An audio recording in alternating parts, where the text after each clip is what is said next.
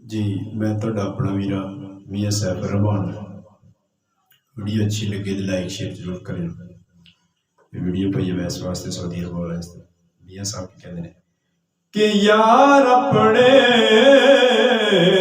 दे वेले अंदरों तुम्हें लब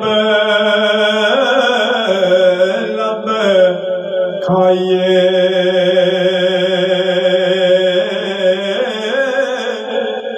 ओ गैर मुलक दे बागा अंदरों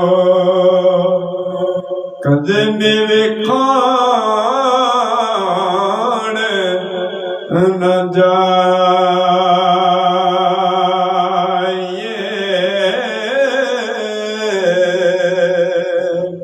ते मियाँ साहब कहते हैं असी किसे दे कुछ नहीं लगदे ते ना कोई साडा दर्दी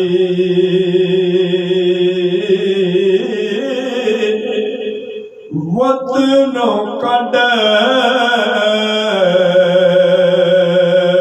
परदेस चकीता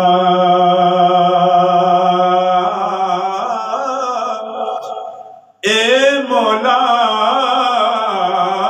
दी मर्जी।